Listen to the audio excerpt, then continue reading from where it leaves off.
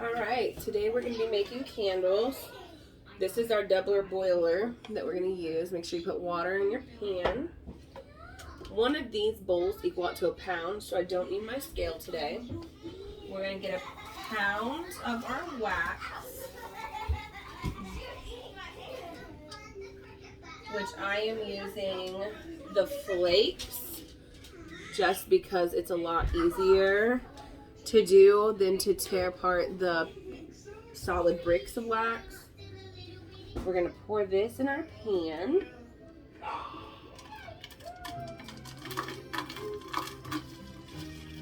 And because I'm making a very large batch today, I am going to go ahead and do 2 pounds of our wax.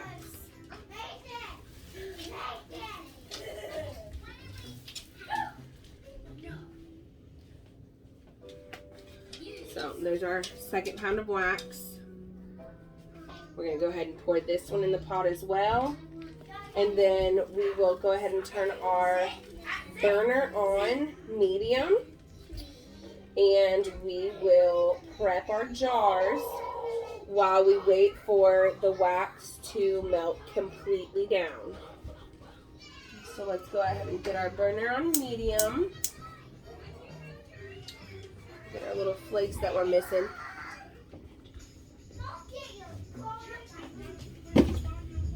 Sorry if you can hear my kids in the background. They're super rude. No, we're not. They know I'm recording, but they insist on being loud. Alright, we're going to hot glue gun our wicks to the bottom of our jars.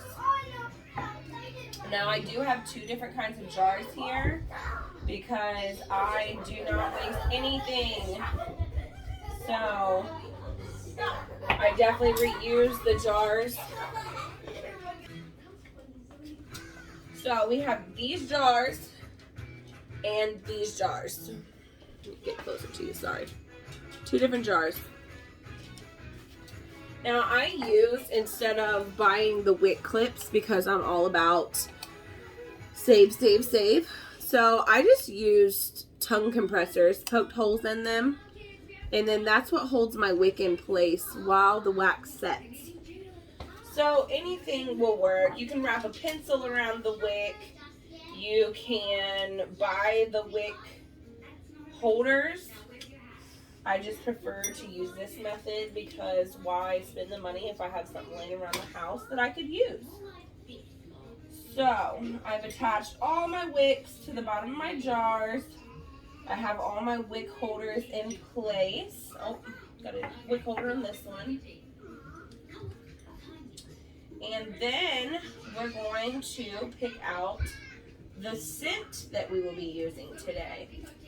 I am going to be using blueberry cobbler because that is the most requested, and I actually have orders waiting on blueberry cobbler. So we're going to go ahead and get blueberry cobbler together today. And if we have time, I may do something else also. Alright. I also have clamshells. So we will also be making wax melts in the same scent today. And I like to prep these just by getting them all spread out on the counter so I'm easily pouring and moving on to the next one. So I'll go ahead and get these set out and we'll be right back. So I went ahead and added 2 more pounds of wax for a total of 4 pounds. We're going to be doing blueberry cobbler today, which means we're going to need 4 ounces because for every 1 pound of wax, you want to do 1 ounce of fragrance. So I also have a kitchen scale here that I will be weighing my fragrance out on, and I will be using these plastic little cups to put them in, but you don't want to pour the fragrance in here until you are ready to pour it into your wax because the fragrance will melt through these cups. Just a close-up of what the wax looks like as it's melting. We're almost there. It's been about 10 minutes so far. So I'd say another 5 and we'll be completely melted, and then we'll get to work on adding our fragrance. Alright, it looks like we're about ready to add our blueberry scent into our wax. Remember, we put 4 pounds of wax in, so we're going to measure out 4 ounces of our blueberry cobbler.